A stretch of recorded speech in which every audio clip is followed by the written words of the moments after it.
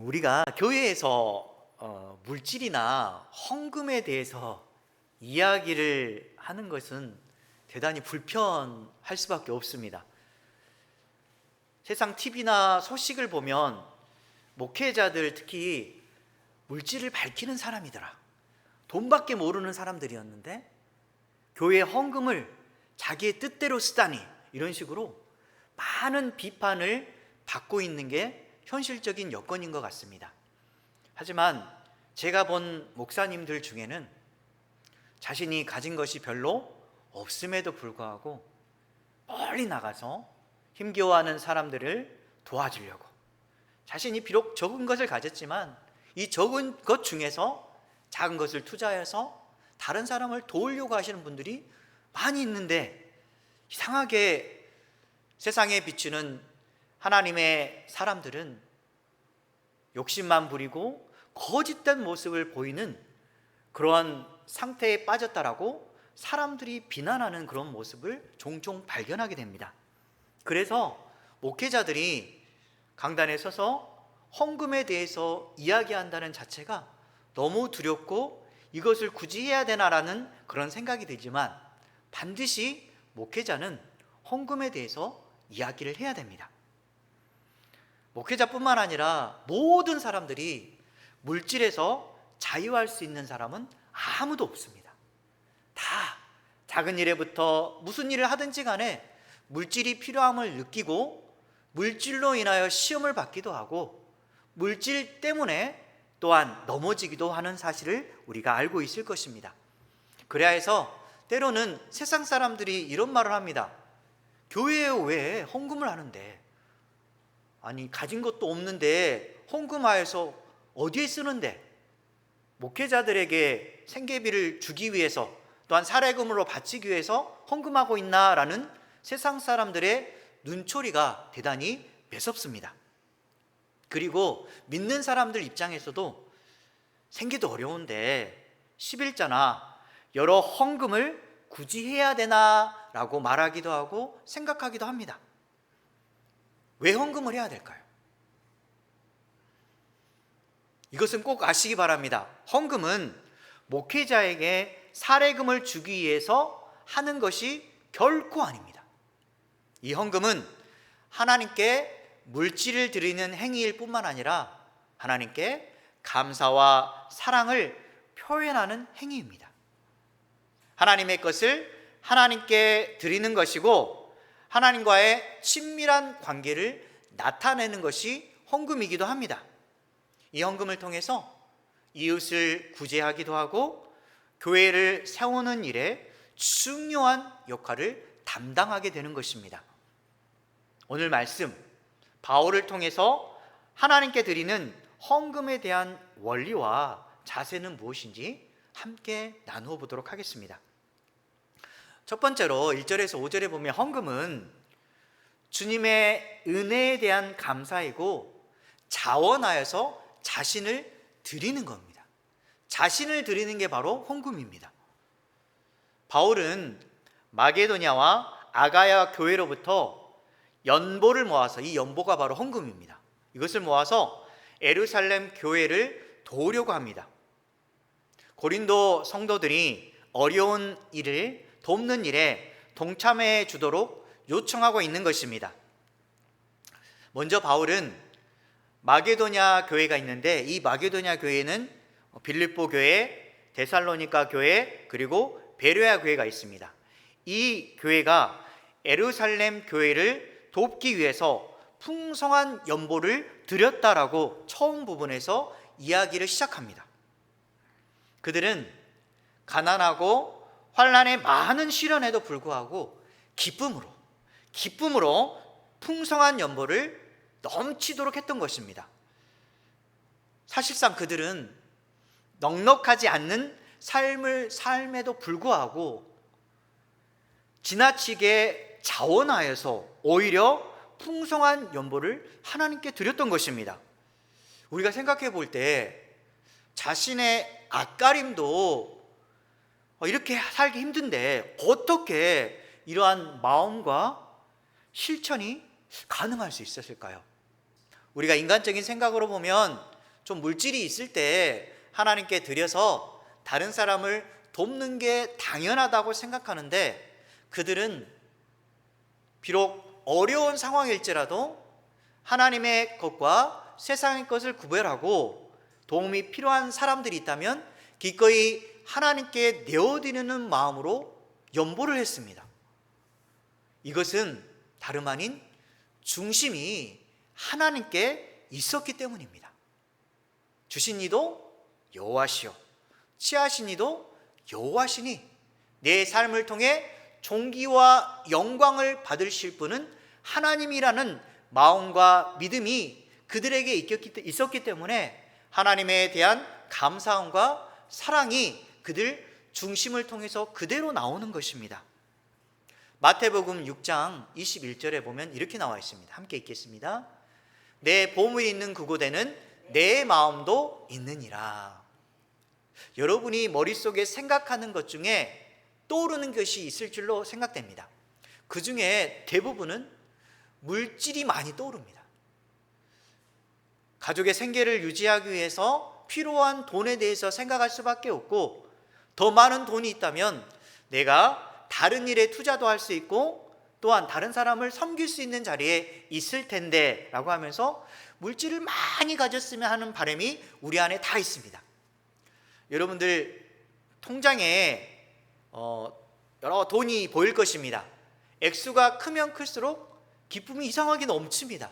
그런데 있던 돈이 많이 빠져나가고 통장에 잔고가 적으면 적을수록 우리 마음이 불편해집니다. 여러분들도 마찬가지로 또 지갑이 있는데 지갑 안에 돈이 많이 가득가득 채워지면 이상하게 기분이 좋습니다. 하지만 있었던 그 돈이 빠져나가면 자신도 모르게 걱정되기 시작합니다. 많은 것이 있어야 되는데, 많은 것을 사야 되는데 어떻게 하지라고 염려가 몰려옵니다. 우리 생각해 물질이 내 보물이라고 생각하면 내 자신이 헛된 생각에 빠져 있다고 생각하시면 됩니다. 우리 안에 하나님이 내 삶의 중심이고 하나님을 위해서 내가 어떤 일을 할까라는 그 생각이 먼저라면 내 중심이 곧, 내 보물이 곧 하나님이라는 사실입니다. 이 보물이 있는 곳에 내 마음도 있습니다. 한번 여러분이 내 보물은 진짜 무엇인가 자기 자신을 보시기 바랍니다. 바울은 마게도니아 교회에 있는 그 성도들에게 이런 생각을 가지고 있습니다.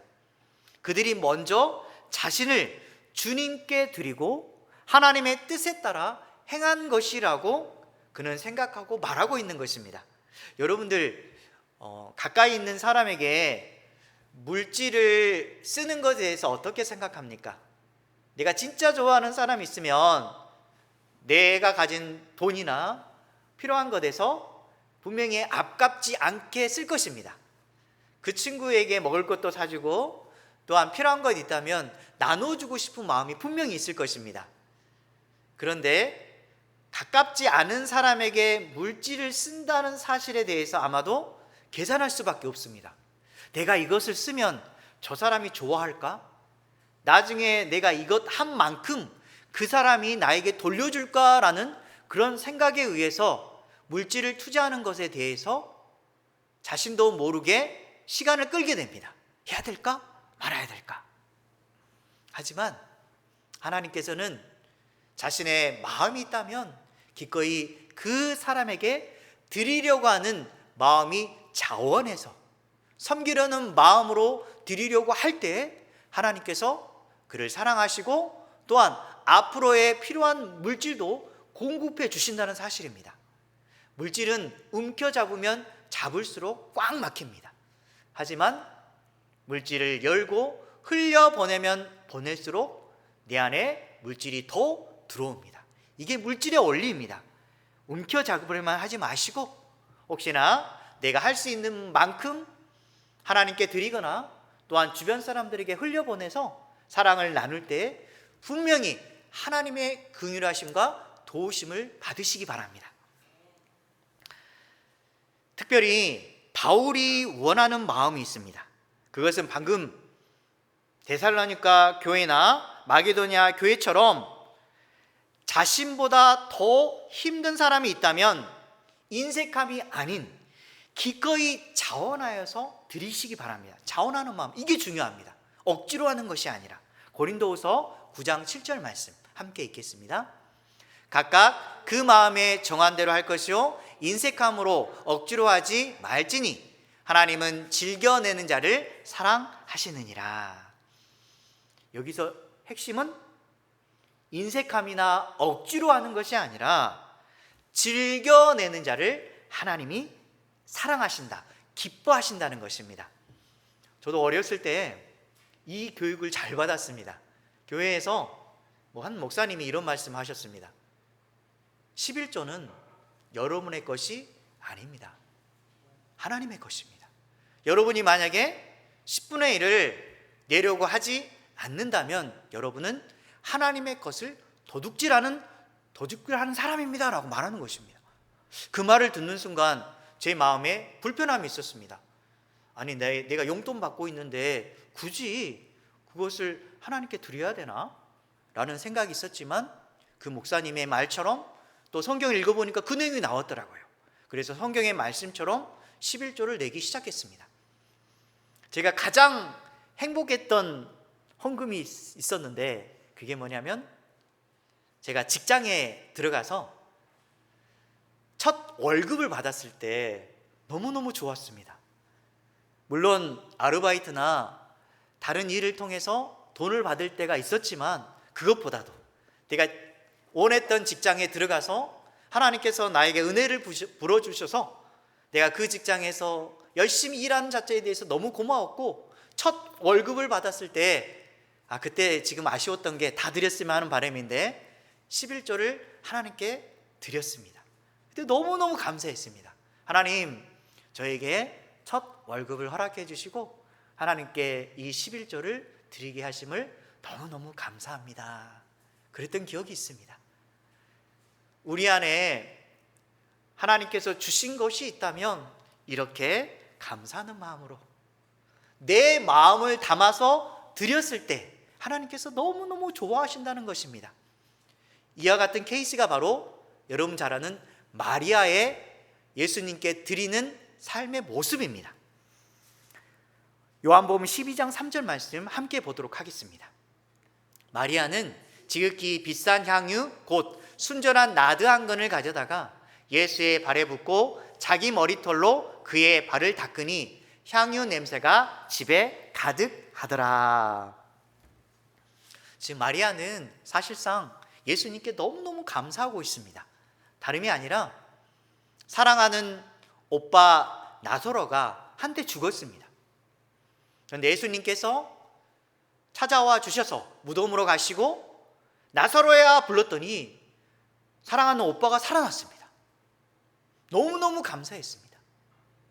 그리고 삶을 살아오면서 항상 예수님께서 그녀의 집에 올 때마다 믿음의 말씀을 가르쳐 주시고 삶에 대해서 어떻게 살아갈 것인가에 대해서 인생의 방향에 대해서 예수님께서 알려주자 그녀는 예수님을 믿음으로 삶이 부유해지기 시작했습니다. 그래서 그녀가 예수님을 위해서 할 수 있는 게 무엇일까라고 늘 생각했을 때 그녀가 예수님이 오셨을 때 순전한 나드 한 근을 깨어서 예수님의 발 앞에 붓습니다. 그리고 그녀가 예수님의 발을 자신이 아끼는 머리털로 닦아내기 시작합니다.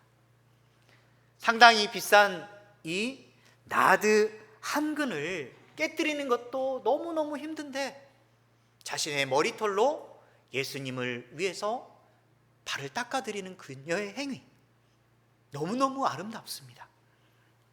물질을 드릴 때 자신의 마음을 그대로 드렸던 것입니다.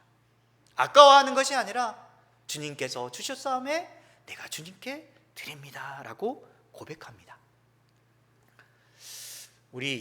제가 어느 한 방송을 잠깐 본 적이 있는데 주윤발이라고 하는 사람이 등장을 했습니다. 과거에 주윤발은 엄청 잘생기고 액션 영화에서 너무너무 인기 있는 사람이었습니다. 근데 그 사람이 홍콩을 지나가는데 허름한 옷을 입고 걸어 다니는 모습을 보여주고 있었습니다. 버스를 타거나 지하철을 탑니다. 우리 생각해, 유명한 사람들은, 부유한 사람들은 스포츠카나 비싼 차를 탈 것이라고 생각하는데, 그는 대중교통을 이용하고 특히 주목할 게 뭐냐면, 자신이 많은 돈을 벌었을 때에 다른 사람을 돕는 일에 기부했다는 것입니다. 자신의 쓸 것도 아까워하는 것이 아니라 사람들을 위해서 쓰는 것이 너무너무 좋다라는 마음을 가졌던 것입니다. 그래서 다른 사람을 돕는 일에 기부하기 시작했습니다. 근데 너무 놀라운 게, 기자회견에서 이런 말을 합니다. 기자가 물어봅니다. 이렇게 많은 돈을 왜 계속해서 기부하십니까? 라고 물어보자 주윤발은 이런 말을 합니다. 웃으면서, 제가 기부한 게 아니라 제 아내가 기부했습니다. 그러면서 웃습니다. 아내가 기부했다라고 말을 합니다. 그리고 이 기부하는 것에 대해서 어떻게 생각합니까? 라고 기자가 한 번 더 묻자 허허허 웃으면서, 제가 태어날 때 아무것도 가지고 태어나지 않았습니다. 인생은 공술의 공수거입니다. 제가 죽으면 아무것도 가지고 가지 않을 것입니다. 빈손으로 와서 빈손으로 가는데 굳이 이 땅에서 내가 많은 것을 누려봤자 무슨 소용이 있겠습니까? 라고 그가 이렇게 말하는 것입니다. 세상 사람들도 하물며 이렇게 말하는데, 우리는 이미 천국이 보장되어서 결국 천국에서 아름다운 삶을 살아가게 될 것인데, 이 땅에서 전전긍긍하고 어떻게 하면 물질을 벌어볼까라는 그런 마음에 사로잡혀 있는 모습을 생각해 보면서 제 자신도 너무 부끄럽구나. 안 믿는 사람들도 저런 모습을 가지는데 왜 내 자신은 물질에 꽉 막혀서 어떻게 하면 이 물질을 더 많이 벌어볼까, 이런 생각에 사로잡혀 있는데, 다시 한번 내 자신을 반성해보는 좋은 계기였던 것 같습니다. 우리 삶의 모습은 알몸으로 맞싸움에 우리 자신은 손을 결국 펼치게 될 것이고 알몸으로 또 갈 것입니다. 욥기서 1장 21절 말씀 함께 읽도록 하겠습니다. 이르되 내가 모태에서 알몸으로 나왔사온즉 또한 알몸이 그리로 돌아가올지라. 주시니도 여호와시요 거두시니도 여호와시오니 여호와의 이름이 찬송을 받으실지니이다 하고, 알몸으로 왔음에 알몸으로 돌아갑니다. 주신 분도 하나님이십니다. 그리고 저의 물질도 다 가져가실 분도 하나님이십니다 라고 욥이 고백하면서, 오로지 우리의 삶의 영광을 받으실 분은 하나님이십니다 라고 고백하는 것입니다. 우리도 마찬가지로 주님께서 주신 것을 주님께 돌려드리고 우리 마음도 함께 드리는 삶을 사시기 바랍니다. 6절에서 12절에 보면 두 번째로, 헌금은 주님에 대한 진실된 사랑과 헌신된 마음을 보여주는 증거입니다. 처음 했던 것과 비슷한 차원의 목록이지만 어찌됐든 간에 내 자신의 진실한 사랑을 하나님께 그대로 보여주는 증거라는 사실입니다. 바울은 고린도 성도들 가운데서 시작되었던 은혜를 그대로 성취하라고 권면을 하게 됩니다. 여기서 은혜라는 것은 연보를 위한 모금을 가리킵니다. 그들이 믿음의 말과 지식과 간절함과 사랑하는 일에 있어서 풍성한 것 같이 이에 걸맞는 풍성한 연보를 기대한다라고 바울은 말하고 있습니다. 여러분들 그리스도인들 중에서 믿음이 좋아 보이고 말이나 행동에 있어서 예수 그리스도를 드러내려고 하는 사람들 많이 보일 것입니다. 그 사람들 보면 우리들에게도 와서 주님을 믿는 것이 이런 삶이야, 이왕이면 최선을 다해서 주님을 위해 살아야지 라고 하는데, 혹시나 그 사람 중에 말은 이렇게 하면서 물질이나 섬기려는 자세에 있어서 아까워하는 사람이 있다면 그 사람은 실질적으로 말과 행동이 다를 수도 있다는 것입니다. 항상 물질이 가는 곳에 마음도 가고 마음도 가는 곳에 내 믿음이 가는 것입니다.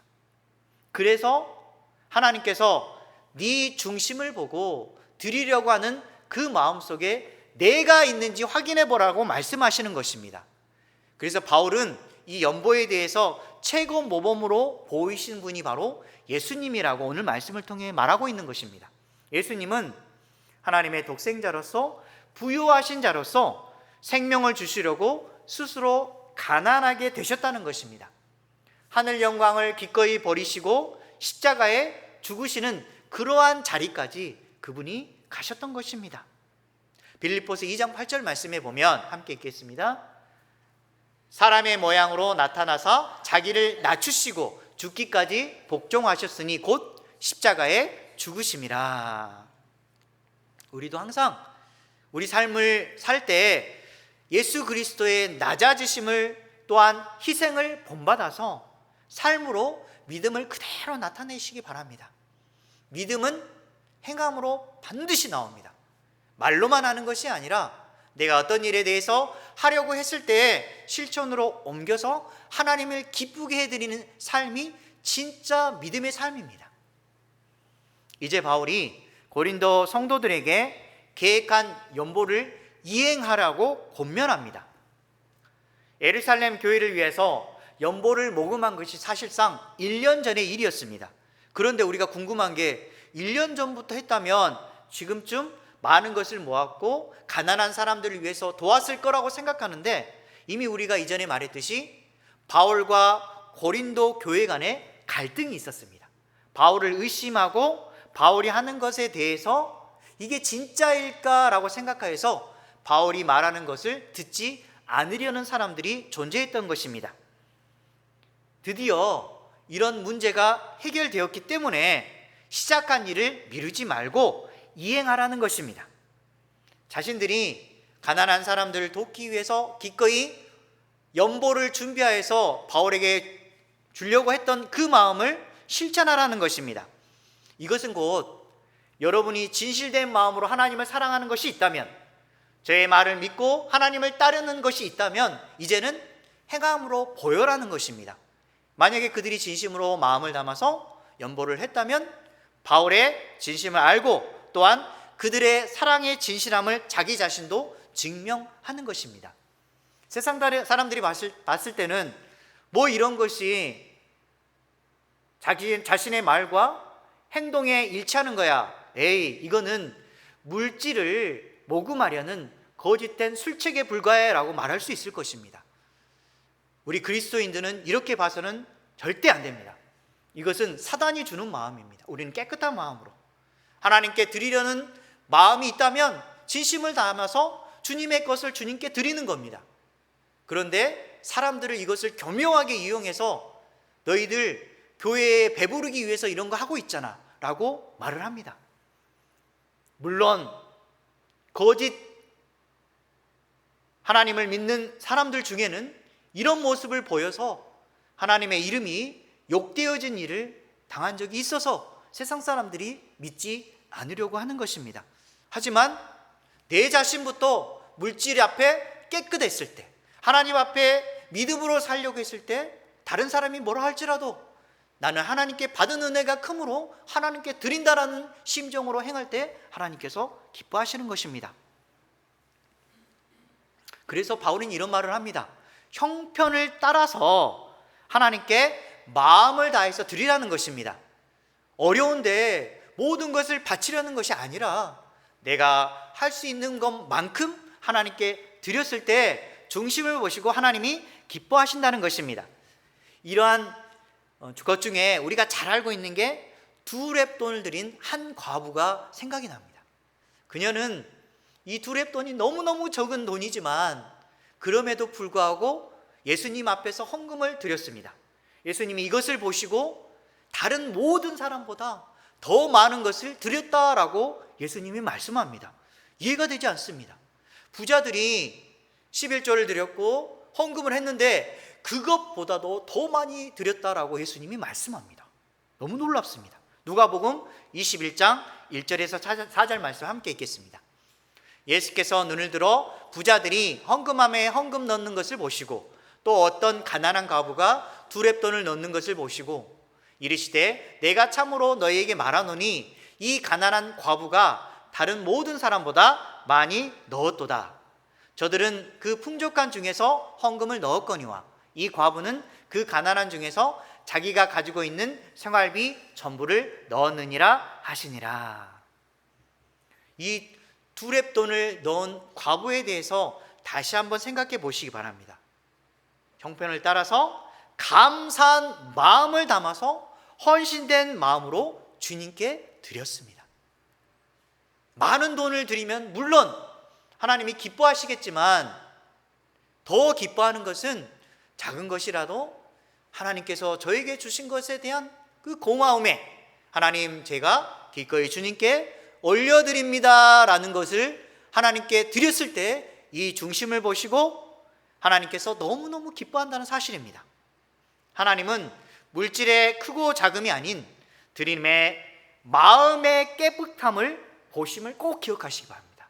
내 마음의 온전한 깨끗함, 이것이 바로 하나님께서 기뻐하신다는 사실입니다. 13절에서 15절에 이제 세 번째 마지막으로 헌금이라고 하는 것은 나눔과 구제를 통해서 세상을 변화시키는 도구라는 사실입니다. 바울은 연보를 모으는 목적과 성격에 대해서 말해주고 있습니다. 이 모으는 목적은 모든 사람을 균등하게 만들기 위함이라 라고 말을 하는데 여기서 균등하게라는 말이 무슨 말일까요? 동일함이 아닌 공평함을 말합니다. fair, 영어로 하면 fair, 공정한이란 뜻입니다.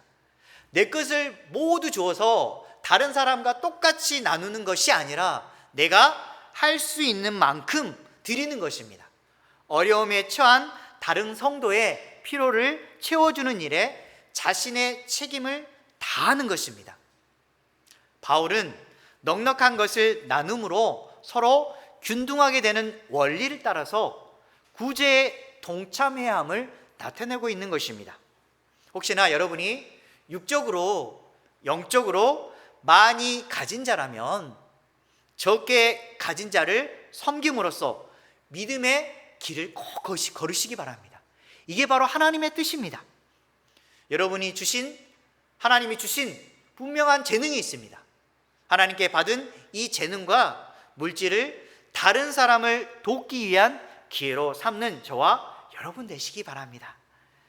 똑같이 나누라는 것이 아니라 자신이 누리고 있고 더 가진 것을 흘려보내는 것, 이것이 우리에게 있어서 인생의 과제처럼 보이지만 여러분이 오늘 말씀을 통해서 꼭 숙제를 끝내시기 바랍니다.